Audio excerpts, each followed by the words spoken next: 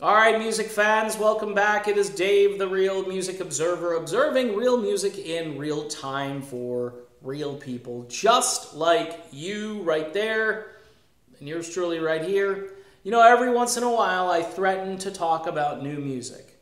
I need a break from the drama in Styx and Steve Perry's hangnail problems, which I've documented here on the channel quite a bit. I know people get irritated when I start doing that, but here's the thing, folks. There's only so much drama yours truly can peddle.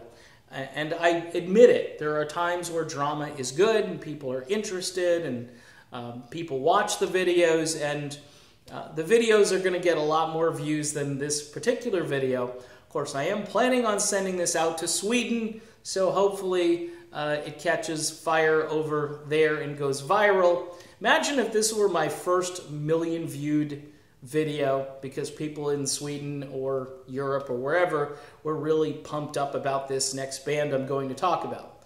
First of all, before I launch in, I have to commend and give kudos to the Frontiers record label, who are now putting out probably 2 out of 3 releases that yours truly really gets into. Okay. Now, again, I've had issues with them. I won't, belabor that point that there are times where their in-house team does a lot of cookie-cutter production. I can cite examples, but I think that's negative, and I'm just going to steer away from that right now. They are a very good label. There are great labels out there as well, like Escape Music and AOR Heaven and Paris Records. I like them all, but I think Frontiers is really at the top of their game. The band I'm going to talk about, again, if you're into 80s music, if you're not afraid of the Yamaha DX7 keyboard. I had one guy tell me when I posted their first single, he said, "Oh, it's a DX7. What are you doing, man? That's just so dated." And really, because it sounds awesome on the song. And this is where, yours truly ended up falling off the turnip truck back in 1992 or 3 when music started to get acidic and dark and keyboards were a bad thing, especially a Yamaha DX7. I mean, it's the height of cheesiness for the people that call this music cheesy. I call it melodic, I call it ear candy, I call it listenable. And this band, Cray, and you spell that C-R-E-Y-E, a band that hails from Sweden, of course. The town is called Malmö, Sweden, and their brand new self-titled album, just called Cray, will be out on October 9th of this year. So that's a cool date. Check it off. You can pre-order the album over on Frontiers. They got 2 songs out right now from this album that the label has dropped out there as, lyric videos or just audio, official audio. Christina and Holding On. Now, Holding On was the first single, and it is one of those songs that just, it grips you, it's melodic, it's fresh, it's completely well done. The guitar solo is excellent. This is melodic rock at its best. And because I'm kind of on a first-name basis with all the guys in the band, actually it's because I can't pronounce any of their last names. Let me go through the list of people in this group. You got Robin, Andreas, Frederick, Gustav, Joel, Avrid, Philip, and Andreas is actually the creator of the band. He's the guitar player. I think you pronounce his last name Gullstrand, pretty sure.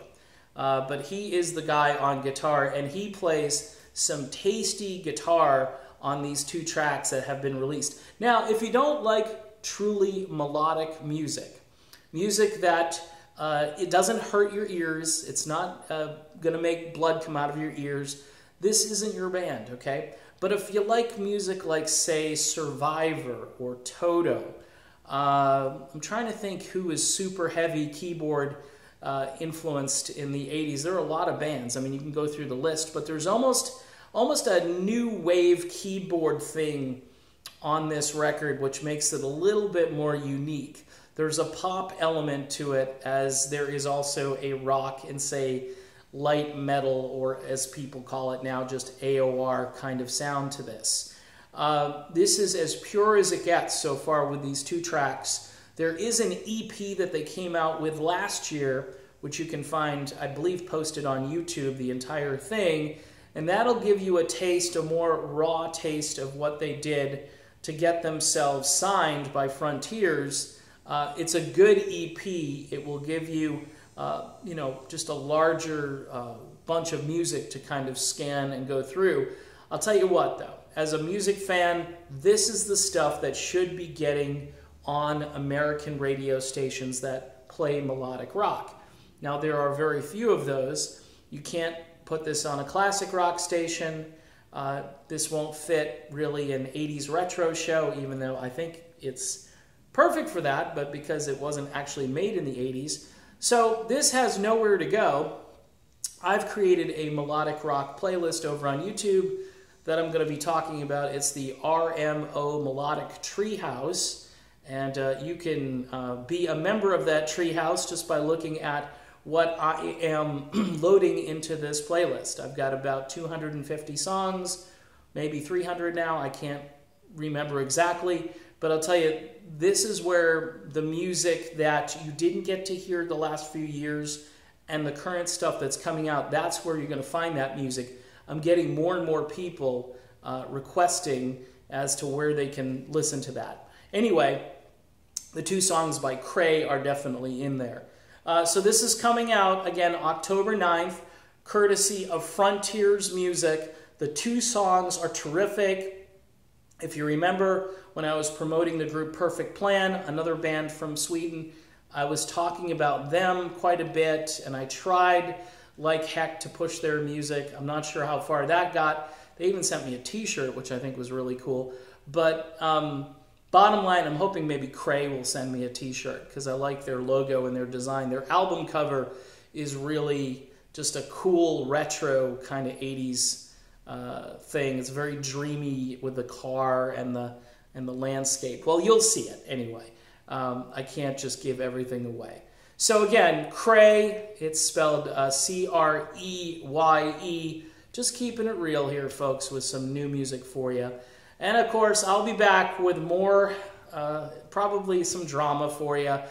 You know what you could do for me? Watch these videos as a favor, okay? I know this isn't the hot topic, but watch it as a favor for me. You know, get through the ads and and say, hey, I'll do this for Dave. You know, this isn't my wheelhouse here because I really want to know about what Steve Perry's eating for lunch today, okay? And he's not telling me, so, but maybe he'll tell me in the next video, and maybe I will. And then again, maybe I won't.